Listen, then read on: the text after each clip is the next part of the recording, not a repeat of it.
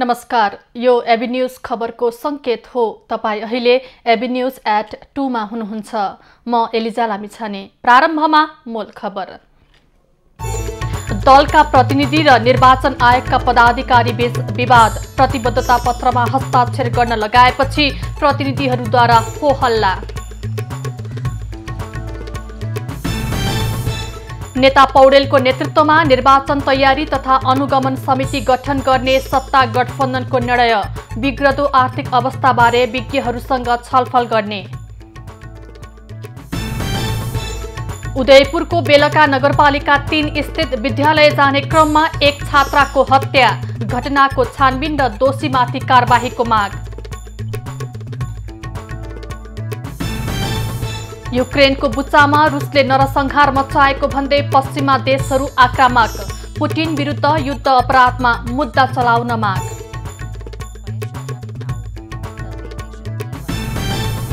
र AFC cup छनौटको प्लेअफमा Machindra क्लबले Sri Lankan club blue स्टारसँग प्रतिस्पर्धा गर्दै समूह चरणमा पुग्ने मचिन्द्रको लक्ष्य।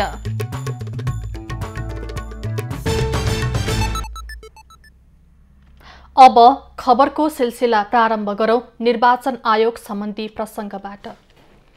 निर्वाचन आयोगले स्थानीय तहको निर्वाचनमा आचार संहिताको प्रभावकारी कार्यान्वयनको लागि राजनीतिक दलहरूबाट प्रतिबद्धता लिएको छ। आयोगले निर्वाचनको लागि दर्ता भएका दलहरूलाई मंगलबार आयोगमा बोलाएर आचार संहिता उल्लङ्घन गर्न नपाइने भन्दै प्रभावकारी कार्यान्वयनको लागि प्रतिबद्धता लिएको हो। निर्वाचनमा भाग लिन आयोगमा दर्ता भएका 79 वटा राजनीतिक दलका प्रमुख पदाधिकारी र प्रतिनिधिहरूले आचार संहितामा हस्ताक्षर गरी पूर्ण पालना गर्ने प्रतिबद्धता जनाएका छन्। आयुक्तले नै स्वयं बोलाएर आफै जानुहोस् भनेर मात्र विवाद आयो क्या। उहाँले तपाईहरु जानुहोस् मिडियाको हो, मिडियाको होइन, पार्टीको हो। यसैबीच आयोगले दलहरूलाई बोलाएको छलफलमा चर्काचर्की भएको छ। निर्वाचन आयोगले 2079 वैशाख 30 गते हुने स्थानीय तह निर्वाचनमा भाग लिने 79 राजनीतिक दलहरूलाई निर्वाचन आचार संहिता पालना गर्ने प्रतिबद्धता जनाउन बोलाएको छलफलमा चर्काचर्की भएको हो। हो हल्लाका बीच प्रमुख निर्वाचन आयुक्त दिनेश कुमार थपलियाले प्रतिबद्धता पत्रमा हस्ताक्षर नगरे पनि आचार संहिता लागू हुने जानकारी गराएका थिए। सत्तारूढ गठबन्धनले कांग्रेस वरिष्ठ नेता रामचन्द्र पौडेल नेतृत्वमा निर्वाचन तयारी तथा अनुगमन समिति गठन गरेको छ। आज बिहान प्रधानमन्त्री निवास बालुवाटारमा बसेको गठबन्धनको बैठकले संयोजक पौडेल सहित 10 सदस्यीय समिति गठन गरेको हो। समितिमा कांग्रेसबाट महामन्त्री गगन थापा, संचार मन्त्री ज्ञानेन्द्र कार्की, माओवादी केन्द्रबाट देव गुरुङ, वर्षमान पुन, एकीकृत समाजवादीबाट महासचिव बेदुराम भुसाल र उपमहासचिव विजय पौडेल, जसपाबाट अशोक राई, भौतिक मन्त्री रेणुकुमारी यादव र जनमोर्चाबाट हिमलाल पुरी सदस्य रहेका छन्। बिहिबार बसेको गठबन्धनको बैठकले स्थानीय तहको पार्टीगत अवस्थाबारे केन्द्रमा प्रतिवेदन गर्न निर्देशन दिएको थियो। चैत 25 गतेभित्र प्रतिवेदन पठाइसक्ने आजको बैठकले ताकेता गरेको छ। प्रदेश, जिल्ला र पालिका तहमा बनेको संयन्त्रले प्रतिवेदन पठाएपछि पौडेल नेतृत्वको समितिले तथ्याङ्क केलाउनेछ। त्यही तथ्याङ्कको आधारमा चुनावी तालमेलको खाका तयार गर्ने बताइएको छ। कोरोना भाइरस संक्रमण विरुद्ध खोप लगाउनेको संख्या वात्तै घटेको छ। सरकारसँग पर्याप्त खोप भए पनि खोप केन्द्रमा खोप लगाउन जानेको संख्या अत्यन्त न्यून देखिएको हो। कोरोना विरुद्ध खोप अभियान सुरु भएपछि नेपालमा हालसम्म 4,78,82,800 मात्रा आइसकेको छ। मन्त्रालयका अनुसार हालसम्म 4,20,20,472 मात्रा खोप लगाइसकिएको छ। केही दिन अघि मात्रै चीनको सहयोगमा 40 लाख मात्रा साइनोभेक खोप आएको थियो। भर्खरै कोभ्याक्स सुविधा मार्फत अमेरिकी खोप फाइजरको 7,61,000 मात्रा भित्रिएको छ। हाल केन्द्र, प्रदेश र जिल्ला गरी खोपको 1 करोडभन्दा बढी मात्रा मौजदात रहेको स्वास्थ्य मन्त्रालयले जनाएको छ। लक्षित जनसङ्ख्याको 90% भन्दा बढी जनसङ्ख्याले पूर्ण खोप लगाइसकेका छन्। छिट्टै 11 वर्षसम्मका बालबालिकालाई पनि कोरोना विरुद्धको खोप लगाउने तयारी गरिएको छ। नेपाल बार एसोसिएसनको नयाँ कार्य समितिको लागि भएको निर्वाचनको मतगणना सुरु भएको छ। मंगलबार बिहान 9 बजेबाट सुरु गर्ने भनिएको मतगणना कार्य केही ढिला गरी पौने 10 बजेबाट सर्वोच्च अदालत परिसरमा सुरु भएको हो। सर्वोच्च अदालत परिसरमा विभिन्न 6 ठाउँमा मतगणना कार्य सुरु भएको निर्वाचन अधिकृत सानुराज पोखरेलले जानकारी दिए।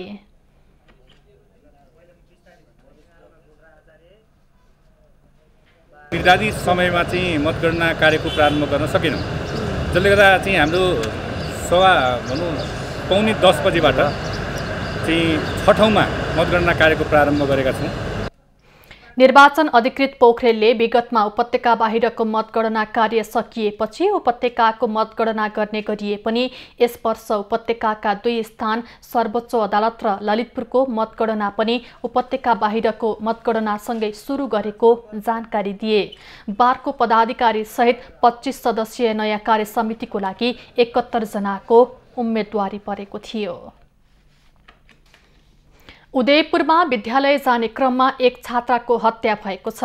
बेलका नगरपालिका 3 उदयपुर स्थित कोशी जनता माध्यमिक विद्यालयमा अध्ययनरत कविता सुनुवारको हत्या भएको हो। 10 कक्षामा अध्ययनरत सुनुवारको आज बिहान अतिरिक्त कक्षा पढ्न घरबाट विद्यालय जाने क्रममा सोही नगरपालिकाको यशोदा खोलामा उनको हत्या भएको प्रहरीले जनाएको छ। कविताको घरबाट विद्यालय पुग्न आधा घण्टाको बाटो हो। गाउँबाट विद्यालय पुग्नेसम्म बाटोमा कुनै पनि बस्ती छैन। यसैबीच विद्यालयले विज्ञप्ति निकालेर घटनाको छानबिन र दोषीमाथि कारबाहीको माग गरेको छ। घटनाको बारेमा प्रहरी अनुसन्धान सुरु गरेको छ। काठमाडौँ उपत्यकाका ठूला डिपार्टमेन्टलहरूमा म्याद सकिएका खाद्य सामग्रीहरू भेटिएको छ। सोमबार जिल्ला प्रशासन कार्यालय काठमाडौँ र वाणिज्य विभागको संयुक्त अनुगमनका क्रममा अनामनगरमा रहेको बिगमार्ट र पुरानो बानेश्वरमा रहेको सेल्सबेरीमा म्याद सकिएका खाद्य सामग्रीहरू भेटिएका हुन्। अनामनगरमा रहेको बिगमार्टमा अनुगमनका क्रममा केही उपभोग्य सामग्रीहरूको म्याद गुज्रिएको फेला परेको काठमाडौँका सहायक प्रमुख जिल्ला अधिकारी दीपक पौडेलले जानकारी दिए। सहकार्यमा हाम्रो सुरक्षा निकाय र जिल्ला प्रशासन कार्यालयको तर्फबाट आज अनामनगरको बिग मार्टमा हामीले अनुगमनको काम सुरुवात गरेका थियौँ, जहाँ उपभोग्य सामानहरू अर्थात् खाद्य सामग्रीहरू के कस्तो अवस्थामा छन् र आम उपभोक्ताले उपभोग गर्न उपयुक्त छन् कि छैनन् भन्ने विषयमा हामीले अनुगमन गऱ्यौँ, जस अन्तर्गत केही सामानहरू त्यहाँ म्याद गुज्रेको फेला पर्यो। बिगमार्टमा व्यवसाय दर्ता प्रमाणपत्र नवीकरण नगरेको पाइएकाले 50,000 रुपैयाँ जरिवाना गरेको र 7 दिनभित्र वाणिज्य विभागमा सम्पर्क राख्न निर्देशन दिएको छ। पुरानो बानेश्वरमा रहेको सेल्सबेरीमा पनि म्याद गुज्रिएका सामग्री फेला परेको र व्यवसाय दर्ता प्रमाणपत्र नवीकरण नगरेको पाइएकाले 50,000 रुपैयाँ जरिवाना गरिएको छ।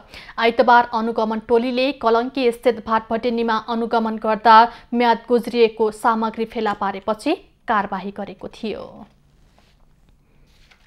कृषि तथा पशुपक्षी विकास मन्त्रालयले बर्ड फ्लू संक्रमण बढेको भन्दै उच्च सतर्कता अपनाउन आग्रह गरेको छ।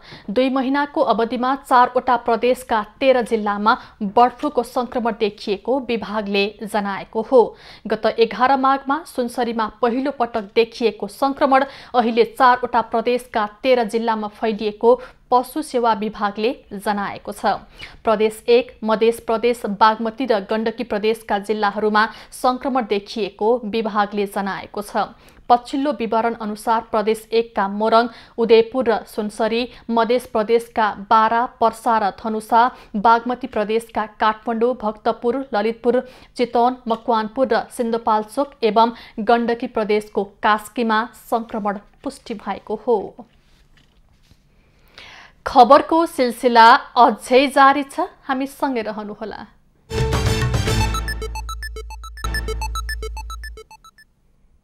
अब बाँकी खबर। आगामी वैशाख 30 गते हुने स्थानीय तह निर्वाचन नजिकै गर्दा स्वतन्त्र उम्मेदवारी घोषणाको लहर चलेको छ। ठूला दलले चुनाव लक्षित पार्टी प्रवेश र गाउँ गाउँ अभियान चलाइरहँदा दलीय व्यवस्थाप्रति नै असन्तुष्टि व्यक्त गर्दै स्वतन्त्र उम्मेदवारीको घोषणा गर्ने लहर पनि त्यत्तिकै चलेको छ। स्थानीय तह निर्वाचन नजिकिएसँगै स्वतन्त्र उम्मेदवारी घोषणाको लहर चलेको छ।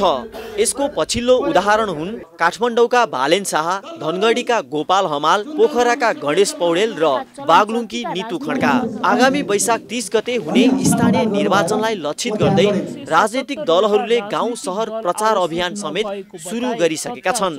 ठूला दलले धमाधम पार्टी प्रवेश गराउने र विभिन्न अभियान चलाइरहँदा दलको समर्थन बिना नै चुनाव लड्ने तयारी गरिरहेका छन् केही विभिन्न पेशा व्यवसायीहरू। दलप्रतिको असन्तुष्टिका कारणले पनि स्वतन्त्र ढङ्गले युवाहरू निर्वाचनमा सहभागी हुन खोज्न थालेको विश्लेषक बताउँछन्। यसमा केही युवाहरू फ्रस्ट्रेट छन् यो खालको पोलिटिक्सबाट, जुन ढङ्गको पोलिटिक्स उनीहरूले विगतमा काङ्ग्रेस कम्युनिस्टमा देखे होइन, आफ्नो स्पेस पाएनन् र हामी केही परिवर्तन गर्छौँ, पोलिटिक्सलाई नयाँ डिस्कोर्समा लिएर जान्छौँ भनेर त्यो लाग्ने पनि छन्। र सहरमा के छ भने मुलुकै चेन्ज गर्छु भन्ने युवाहरू चाहिँ छन्।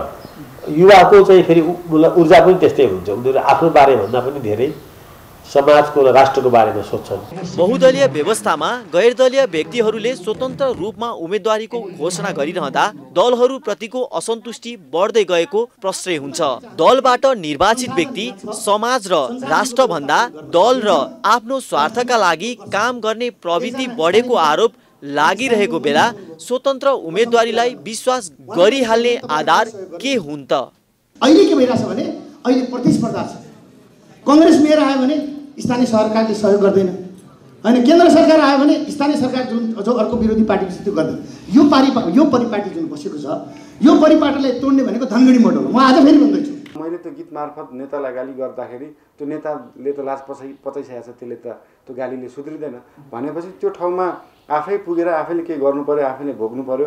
आफूसँग भिजन छ, आफूसँग डिग्री छ, यो चिजलाई त मैले राम्रो ठाउँमा त्यहाँ प्रयोग गरिदिएँ भने त यो ओभरअल काठमाडौँ महानगरपालिकालाई नै केही राम्रो हुन्छ भन्ने कुरा त मैले त कर्तव्य बोध गरेँ नि त। हामीसँग पनि अप्सन थियो, विदेश पलायन हुने थियो होला, हामीसँग पनि थियो एउटा आफ्नो रोजीरोटीको लागि मात्रै लागिरहने, तर हामी त्यो सबै छोडेर एउटा राम्रो उमेरमा ऊर्जाशील समयमा चाहिँ यो नगर बनाउँछौँ, यो देशको लागि केही गर्छौँ भनेर आइरहँदाखेरि तपाईँहरूले आशीर्वाद दिनुहुन्छ होला।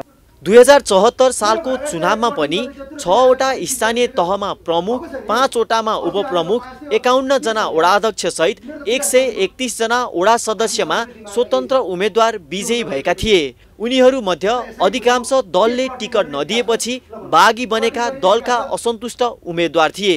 पछिल्लो समय राजनीतिक दलप्रति बढ्दै गएको असन्तुष्टिले गर्दा स्थापित दललाई चुनौती दिँदै दलको सदस्य नै नलिएका कलाकार, साहित्यकारदेखि व्यवसायीसम्मले स्वतन्त्र उम्मेदवारी घोषणा गरेका छन्। निर्वाचनमा आफ्नो एजेन्डा बोकेर चुनावी मैदानमा होमिनु पक्कै पनि सकारात्मक छ, तर आफ्नो स्वार्थपूर्ति र चर्चा कमाउनकै लागि मात्र उम्मेदवारी घोषणा गर्नेलाई भने जनताले पहिचान गर्न जरुरी छ। क्यामेरामा विनय तामाङका साथमा अजय खत्री, काठमाडौँ।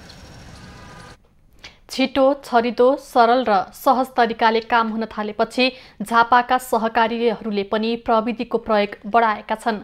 सदस्यलाई ब्याङ्किङ कारोबारमा सुविधा प्रदान गर्न र नगद रहित कारोबारलाई बढावा दिन संस्थाहरूले एटीएम सेवा सहित मोबाइल ब्याङ्किङ लगायतका सुविधा प्रदान गर्न थालेका हुन्।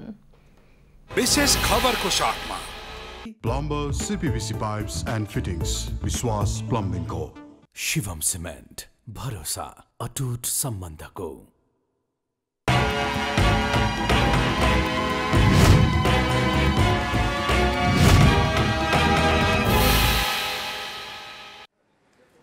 छिटो, छरितो, सरल र सहज तरिकाले काम हुन थालेपछि झापाका सहकारीहरूले पनि प्रविधिको प्रयोग बढाउन थालेका छन्। सदस्यलाई बैंकिङ कारोबारमा सुविधा प्रदान गर्न र क्यासलेस कारोबारलाई बढावा दिन संस्थाहरूले एटीएम सेवा सहित मोबाइल बैंकिङ लगायतका सुविधा धमाधम प्रदान गर्न थालेका हुन्। यही क्रममा सहारा नेपाल साकोसले सदस्यलाई प्रविधिसँग जोड्न पूर्वमै पहिलो पटक 27औं वार्षिक उत्सवको अवसर पारेर एटीएम सेवा सुचारू गरेको छ। एउटा समाजको लागि के आवश्यकता हुन्छ त्यो अनुसार काम गर्छ र वित्तीय सेवा यसको प्रमुख प्राथमिकता हो। त्यसले गर्दाखेरि हामी अब बैंकसँग पनि हामी कम छैनौँ। हिजो अस्ति एउटा सहकारीप्रति विश्वास कम थियो भने अब यी सम्पूर्ण कुराको ले गर्दाखेरि हाम्रो विश्वास बढ्दै गइरहेको। देशकै नमुना सहकारीको रूपमा दर्ता भएको सहारामा हालसम्म 1,60,000 सदस्य छन्। हाल सहारा नेपाल 6वटा जिल्लामा पूर्ण रूपमा र 5 जिल्लाका 2-2वटा गरी 80 स्थानीय तहमा कार्यक्षेत्र बनाएर काम गरिरहेको छ। आफ्नो पहिचान सहितको एटीएम कार्ड प्रयोगले सेवाग्राही र सेवा प्रदायक दुवैलाई सहज बनाएको संस्थाले जनाएको छ। बैंक तथा वित्तीय संस्थाहरूसँग पनि प्रतिस्पर्धा गर्नुपर्ने अवस्थामा सहकारी संस्थाहरूले पनि यो समय सापेक्ष सदस्यहरूलाई यो प्रविधिसँगै एटीएम सेवा, मोबाइल बैंकिङ र ट्याब्लेट बैंकिङ लगायतका यस्ता सेवाहरू हामीले दिँदै गयौँ भने अझ सहज हुन्छ। प्रविधिकै प्रयोगले बैंकिङ कारोबारका लागि सहकारीको कार्यालयमा धाइराख्नुपर्ने झन्झट हटेको सदस्यहरूको भनाइ छ। प्रविधिको प्रयोगले नेपाल र भारतका जुनसुकै स्थानबाट सेवा पाइने भएपछि सेवाग्राहीलाई लाभ मिलेको छ। वेटिङ हुँदाखेरि अब हामी चाहिँ पुग्दाखेरि पनि सजिलो भयो पैसाको निकाल्न, आफ्नो आवश्यकताहरू अब कतिखेर कहाँ के हुन्छ भन्ने थाहा हुँदैन। एटीएमले सजिलो भयो। समग्र सहकारी क्षेत्रको भुक्तानी लगायतको प्रणालीमा विद्युतीय कारोबारको पहुँच बढाउन सके अन्य सहकारीहरूले साधारण बैंकिङ कारोबारका लागि बैंक गइरहनुपर्ने बाध्यता सदस्यहरूको हटेको कुरामा दुईमत देखिँदैन। सन्तोष नेउपाने, झापा।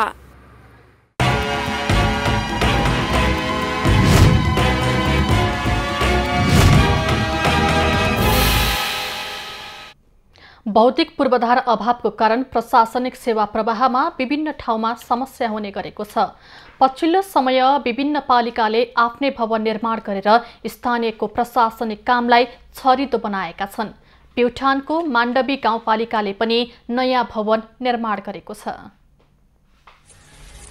नेकपा एमालेका वरिष्ठ उपाध्यक्ष शङ्कर पोखरेलले देशमा 6 दशक लामो अधिकारको राजनीति सकिएर समृद्धिको राजनीतिमा देश अघि बढेको बताएका छन्। प्युठानको माण्डवी गाउँपालिकाले निर्माण गरेको गाउँपालिकाको प्रशासनिक भवनको उद्घाटन कार्यक्रममा पोखरेलले 5 दलीय गठबन्धन विकासका लागि नभई सत्ता र व्यक्तिगत स्वार्थमा निहित रहेको आरोप समेत लगाए।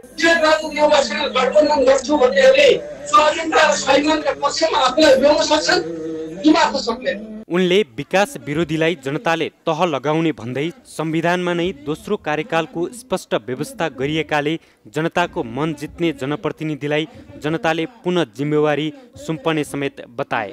पोखरेलले प्रधानमन्त्री भारत भ्रमणका क्रममा भारत स्थित नेपाली राजदूतावासमा नेपालको चुच्चे नक्सा नहुनु दुखद विषय भएको भन्दै आपत्ति जनाए।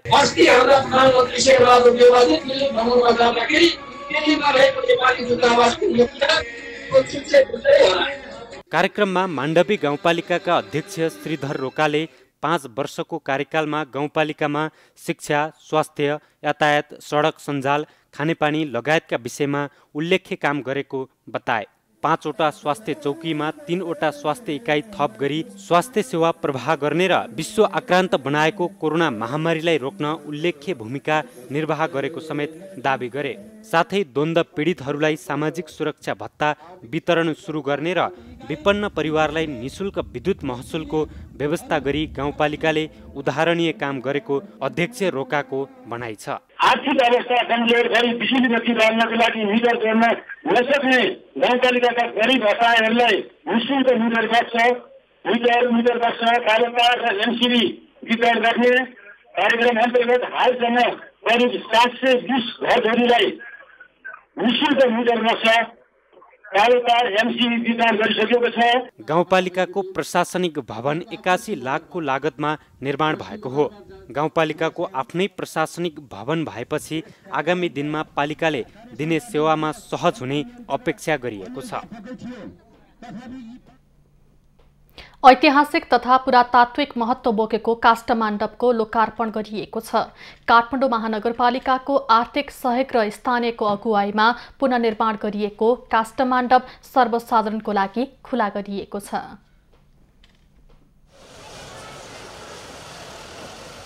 विक्रम सम्वत 2072 साल वैशाख 12 गतेको महाविनाशकारी भूकम्पले भत्काएको बसन्तपुर स्थित काष्ठमण्डपको 6 वर्षपछि लोकार्पण गरिएको छ। 2075 साल कार्तिक 22 गतेदेखि निर्माण सुरु भएको काष्ठमण्डप 3 वर्षमा 11.5 करोड लागतमा गत कार्तिक 15 गते पुनः निर्माण गरिएको हो। भूकम्प अगाडिको काष्ठमण्डप एउटै रुखको काठबाट बनाइएको भनिए पनि अहिले देशका विभिन्न जिल्लाबाट ल्याइएको काठको प्रयोग गरिएको छ। काष्ठमण्डप अघिको संरचनामा प्रयोग भएका काठ 5औं शताब्दीको थियो भने काष्ठमण्डप 7औं शताब्दीमा निर्माण भएको थियो। पहिला भन्दा पनि धेरै प्राइभेट रूपमा सबल बनाएको छौँ हैन। त्यसकारण स्ट्रक्चर इन्जिनियरमा जाबमा हामीले धेरै सबल बनाएको छौँ। पहिला पनि प्रविधि एकदमै राम्रो, त्यसले अलि हामी सुधार गरेर पुरानो प्रविधिलाई नै अलि सबल बनाएर बनाएको छौँ। काष्ठमण्डप पुनर्निर्माण गर्न राजेश साक्यको अध्यक्षतामा स्थानीय पुरातत्वविद, वास्तुविद, प्राविधिक सहित 55 जना सम्मिलित काष्ठमण्डप पुनर्निर्माण समिति गठन गरिएको थियो। काठ, माटो र विशेष रूपमा बनाइएको इट्टा प्रयोग गरी एउटा पनि किला प्रयोग नगरी निर्माण भएको काष्ठमण्डप पहिलेको जस्तै बनेको निर्माण समितिको दाबी छ। काष्ठमण्डप पुनर्निर्माण भएसँगै स्थानीयवासी पनि खुसी भएका छन्। साथै उनीहरूले पुनर्निर्माण काष्ठमण्डप पहिलेको जस्तै भएको पनि बताएका छन्। मलाई त साह्रै खुसी लाग्छ, किन भन्दाखेरि जुन भत्किनुभन्दा अगाडिको अवस्था र अहिलेको अवस्था हेरेर सायद मेरो हिसाबले चाहिँ हुबहु नै उहाँले गरेको छ। जुन बनाइएको छ, जुन बनाउने व्यक्तिहरू हुनुहुन्छ उहाँले सायद चाहिँ अहिलेको इन्जिनियरले चाहिँ त्यो बनाउन सक्नुहुन्न। त्यस्तै जस्ताको तस्तै बनाएको छ, त्यो पुरा काठले बनेको जो राम्रोसँग बनाएको छ पहिलाको जस्तै, त्यही भएर राम्रो लाग्छ। काठहरूमध्ये सबैभन्दा बढी टिकाउ हुने सालको काठको मात्र प्रयोग गरी काष्ठमण्डपको पुनर्निर्माण गरिएको छ। राज्यले दिएको समय सीमा भित्रै पुनर्निर्माण सम्पन्न भएको काष्ठमण्डपको शिलान्यास तत्कालीन संस्कृति, पर्यटन तथा नागरिक उड्डयन मन्त्री स्वर्गीय रविन्द्र अधिकारीले क्षमा पूजा गरेर गरेका थिए। भूकम्पले भग्नावशेषमा परिणत काष्ठमण्डप ठडिएसँगै नेपालको ऐतिहासिक पहिचान बोकेको सम्पदाले फेरि जीवन्तता पाएको छ। क्यामेरामा रविन्द्र लम्सालको साथमा निशा देउजाको रिपोर्ट। अहिले 20 देखि 40 वर्ष उमेरका महिलाहरूमा थाइराइडको समस्या बढी देखिने गरेको छ। महिलामा थाइराइडको समस्याले सन्तान नहुने भ्रम रहेको चिकित्सक बताउँछन्। थाइराइड भएकाले पनि सन्तान जन्माउन सक्ने चिकित्सकहरू बताउँछन्। थाइराइड ग्रन्थि हाम्रो घाँटीको बीचमा रहेको एउटा साधारण ग्रन्थि हो। थाइराइड ग्रन्थि पिट्युटरी ग्रन्थिद्वारा सन्तुलित हुन्छ। पिट्युटरी ग्रन्थि मार्फत नै रक्त प्रवाहको माध्यमबाट हर्मोनहरू बाहिर निस्कन्छन्। थाइराइड कुनै रोग नभएर यो एउटा ग्रन्थि हो। थाइराइड हर्मोनको मुख्य काम भनेको शरीरको मेटाबोलिजम नियन्त्रण गर्नु हो। यस्तो अवस्थामा जब व्यक्ति थाइराइड ग्रस्त हुन्छ उसको शरीरको मेटाबोलिजम नियन्त्रण हुँदैन। मेटाबोलिक नियन्त्रणको अभावका कारण शरीरको वजन घट्ने वा बढ्ने हुन्छ, जुन अवस्थालाई थाइराइड भन्ने गरिन्छ। त्यो बेलामा चाहिँ कहिलेकाहीँ के हुन सक्छ त थाइराइडको क्यान्सर हुन सक्छ।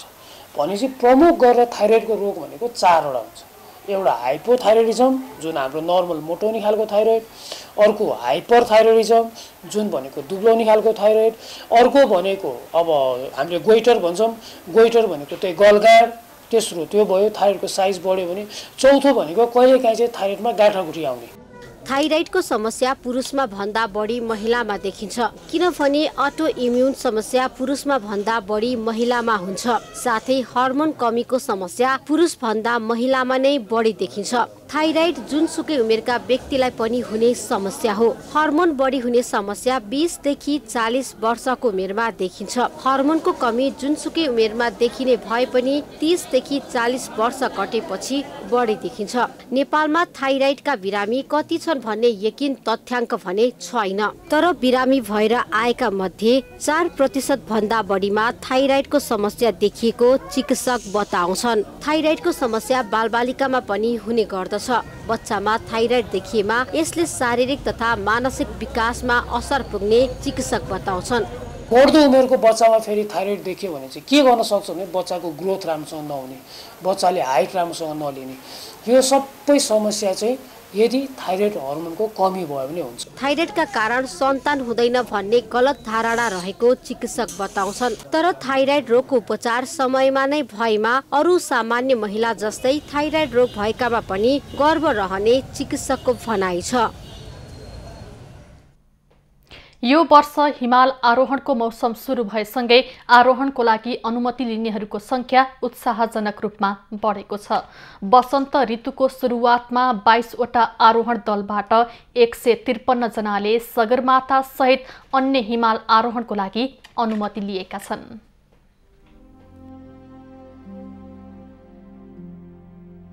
पर्यटन विभागको तथ्याङ्क अनुसार सन् 2022 को वसन्त ऋतुको सुरुवातमा सगरमाथा सहित 11 वटा हिमाल आरोहण गर्न 22 वटा आरोहण दलले अनुमति लिएका छन्। विभागले चैत 10 गतेबाट हिमाल आरोहणको अनुमति दिन सुरु गरेकोमा चैत 20 गतेसम्म सबैभन्दा धेरै अन्नपूर्ण एक हिमालका लागि 25 जनाले अनुमति लिएका छन् भने दोस्रोमा सगरमाथा र आमा दबलम हिमालका लागि 23 जना छन्। 11 हिमाल आरोहण अनुमति लिनेमा 116 जना पुरुष र 36 जना महिला छन्। अहिलेसम्म 153 जनाले पर्मिट लिनु भएको छ। त्यसमा चाहिँ नि 116 जना पुरुष र 37 जना महिला हुनुहुन्छ। यस वर्ष नयाँ थप हिमालमा थापा पिक आरोहणका लागि 4 जना र फेमद्याङ्ग्री हिमाल आरोहणका लागि समेत 8 जना आरोहीले अनुमति लिएको विभागले जनाएको छ। हिमाल आरोहणको स्वीकृति दिएका आरोहीबाट 6 करोडको हाराहारीमा रोयल्टी सङ्कलन भएको छ। यसमध्ये सगरमाथा आरोहणमा जाने आरोहीबाट 4 करोड बढी रोयल्टी उठेको छ।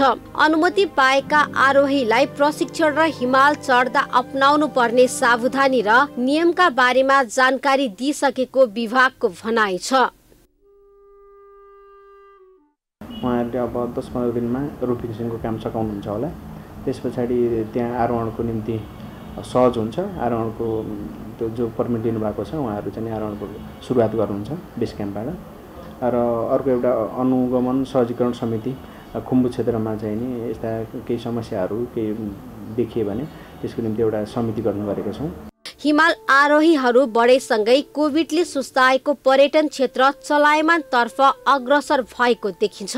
साथै पर्यटन प्रवर्धनमा अहिलेको आरोहणको तथ्याङ्कले थप टेवा पुग्ने देखिएको छ। विभागका अनुसार नेपालमा रहेका 1300 बढी हिमाल मध्ये 415 वटा आरोहणका लागि खुल्ला गरिएको छ। क्यामेरामा गोविन्द राजगिरीको साथमा निशा देउजाको रिपोर्ट। कपिलवस्तुको बाणगंगा नगरपालिकाबाट ठेक्का सम्झौता गरी सञ्चालन गरिएको बाणगंगा नदीको मधुवन बगर क्षेत्रमा जथाभावी नदीजन्य वस्तुहरूको उत्खनन भइरहेको छ। नगरपालिका र ठेकेदार कम्पनी बीच भएको सम्झौता विपरीत ढुङ्गा, गिटी र बालुवाको उत्खनन भइरहेको पाइएको छ। चालू आर्थिक वर्ष 2078-79 का लागि बाणगंगा नगरपालिकासँग खुला प्रतिस्पर्धाका आधारमा पोखराको शिवम बिल्डर्सले भ्याट बाहेक 5 करोड 1,01,51 रुपैयाँ बोलकबोल गरी ठेक्का लिएको छ। ठेक्का सम्झौता अनुसार ठेकेदार कम्पनीले कुल 75,968 घनमिटर नदीजन्य वस्तु उत्खनन गर्ने सम्झौता भएको छ।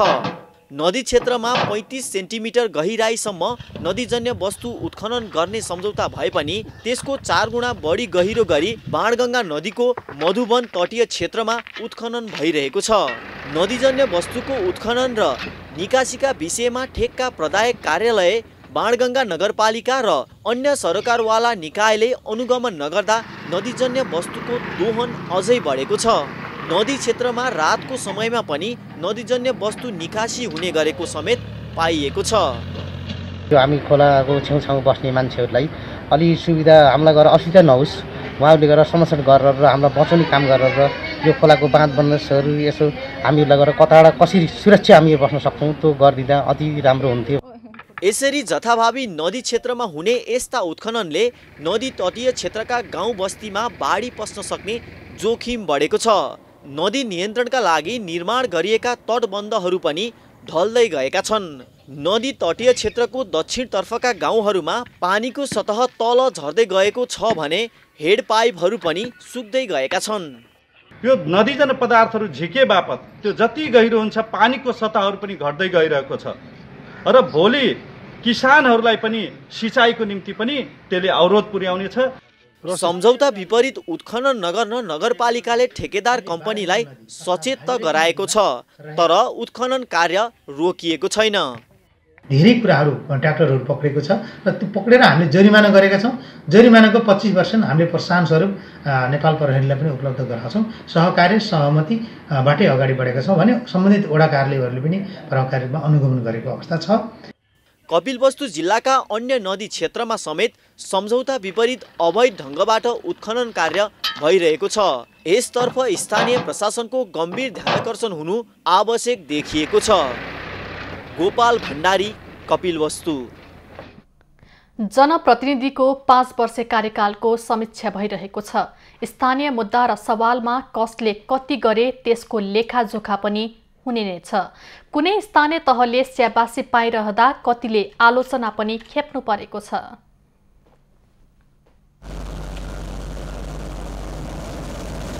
पछिल्लो 5 वर्षमा जनप्रतिनिधि आएपछि बरथुवा नगरपालिका सर्लाहीले स्थानीयको मन जित्न सफल भएको छ।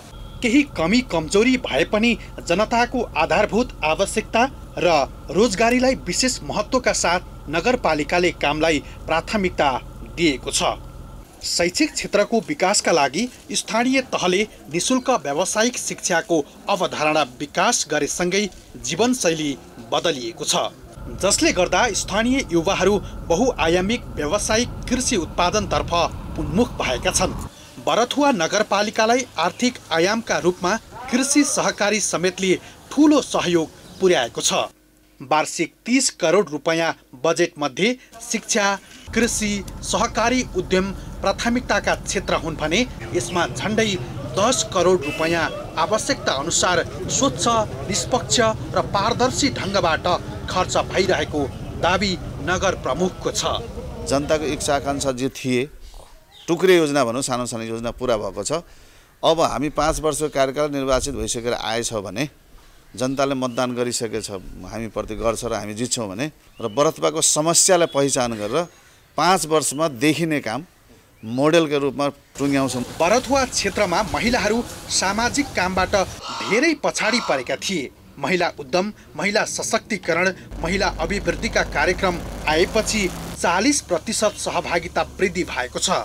महिला सशक्तिकरण न्यायपालिकामा महिलाको आवश्यकता अनुसार पालिकाले काम गरेपछि स्थानीयको जीवनमा सुधार समेत आएको हो।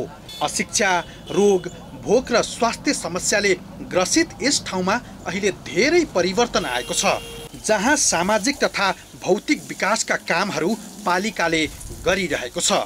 यहाँको भौतिक तथा मानव विकासलाई दिगो विकासको लक्ष्यसँग जोड्ने गरी काम भइरहेको छ। महिलाका लागि सिपमूलक शिक्षा र तालिमको व्यवस्थाले नागरिकको दैनिकीमा समेत परिवर्तन आएको दाबी गरिएको छ। धेरै काम गर्न बाँकी छ, किनभने म 4 वर्ष त नयाँ मान्छे परेँ। 4 वर्ष अलि सिक्दै जान्दै सिक्दैमा गयो हैन। अब आउने दिनमा चाहिँ मलाई अझै योभन्दा राम्रो काम गर्ने छु। गाउँ गाउँमा सिंह दरबार पुगेको अनुभूति नागरिकले कति गरे र जनप्रतिनिधिले काम गर्न सके या सकेनन् त्यो हेर्न बाँकी छ। विकासले गति लिए पनि यो भन्दा अघि नभएको कामहरू अहिले केही बन्ने प्रक्रियामा छन्। सरकारले पनि धेरै ठाउँहरू समेटेर दिगो विकासतर्फ उन्मुख हुनुपर्ने देखिन्छ। शिक्षा, स्वास्थ्य, रोजगार, यातायात र कृषिका विकासमा उल्लेखनीय काम गरेको हो। यिनै कामका लागि स्थानीय तहले परिचय दिन सफल भएको छ। अरू स्थानीय तहहरूले पनि बरथुवा नगरपालिकाबाट केही सिक्ने अपेक्षा राखेका छन्। क्यामेरामा कुमार मानन्दरका साथ कमल जीसी, बरथुवा नगरपालिका, सर्लाही। खबरको सिलसिला अझै जारी छ, हामी सँगै रहनुहोला। खास खास खबरको साथमा तिमीमा फ्रेशनेस र निखार कसरी? गोदरेज नम्बर 1।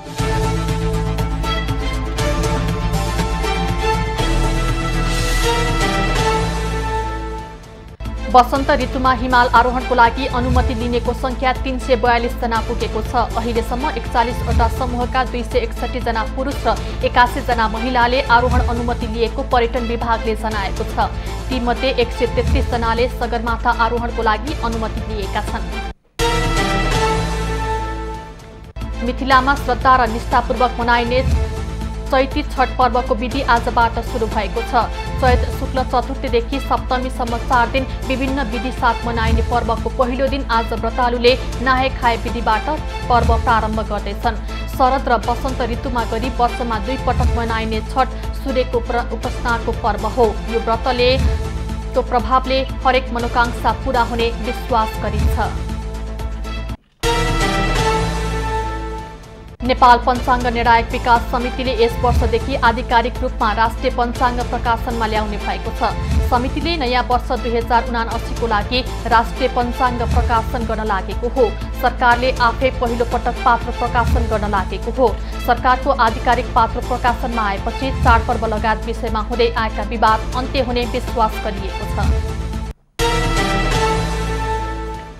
देशको आर्थिक अवस्था बिग्रदै गएको भन्दै नेपाल राष्ट्र बैंकले आयातलाई थप कडाई गर्ने तयारी गरेको छ।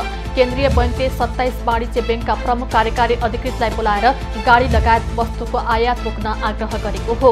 केन्द्रीय बैंकले 27 वटै वाणिज्य बैंकका सीईओलाई बोलाएर अत्यावश्यक बाहेकका वस्तुमा एलसी नखोल्न आग्रह गरेको हो।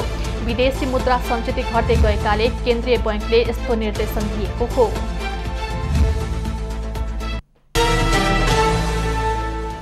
राष्ट्रिय परीक्षा बोर्डले जेठ 16 गतेदेखि हुने कक्षा 12 को परीक्षामा देशैभर अनलाइनबाट प्रश्नपत्र पठाउने भएको हो।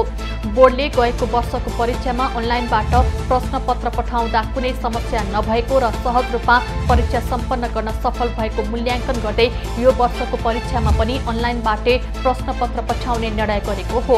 बोर्डले आफ्ना सबै प्रदेश परीक्षा कार्यालयलाई पत्रचार गरी इन्टरनेट, विद्युत, इन्भर्टर वा जेनेरेटर सुविधा, प्रिन्टर भएका विद्यालयलाई मात्र परीक्षा केन्द्र कायम गर्न निर्देशन दिएको छ।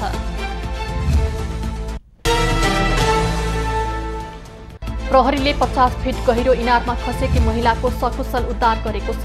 बुढालिनकण्ठ नगरपालिका 3 मित्रचोक स्थित हरिश्रेष्ठको घरको इनारमा खसेकी सिन्धुपाल्चोक तातोपानीकी 45 वर्षकी पेमा शेर्पाको सशस्त्र प्रहरीले उद्धार गरेको हो। महिलाको हाल करुणा अस्पतालमा उपचार भइरहेको छ।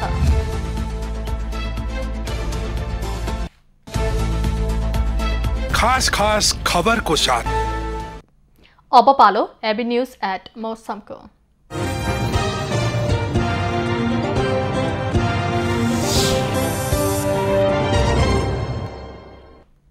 अहिले नेपालको दक्षिणी भूभागमा न्यून चापीय प्रणालीको सामान्य प्रभाव रहेको छ। प्रदेश नम्बर 1 को पहाडी भूभागमा आंशिक बदली रही देशको अन्य भूभागमा मौसम सामान्यता सफा रहेको छ। दिउँसो प्रदेश नम्बर 1 को पहाडी भूभागका थोरै स्थानहरूमा र बागमती तथा गण्डकी प्रदेशको पहाडी भूभागका 1-2 स्थानमा मेघगर्जन चट्याङसहित हल्का वर्षाको सम्भावना रहेको जल तथा मौसम पूर्वानुमान महाशाखाले जनाएको छ। काठमाडौँ उपत्यकाको आजको अधिकतम तापक्रम 30 डिग्री सेल्सियस र न्यूनतम तापक्रम 16 डिग्री सेल्सियस बीच रहने अनुमान गरिएको छ। आज सूर्योदय 5:50 भयो भने सूर्यास्त 6:23 हुनेछ। आज देशभरको मौसम कस्तो रहला त हेरौं देशका विभिन्न स्थानको अनुमानित मौसमी अवस्था।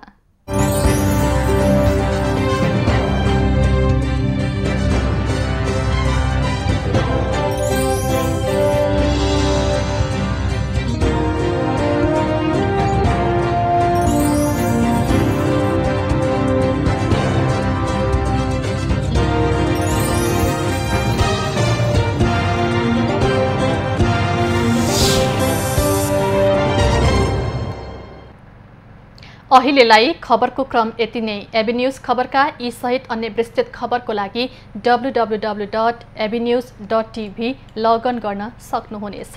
युट्युब, फेसबुक र ट्विटरमा पनि हामीलाई फलो गर्न सकिनेछ। खबरभित्रको खबरको लागि हेर्दै रहनुहोला एबी न्यूज खबर। नमस्कार।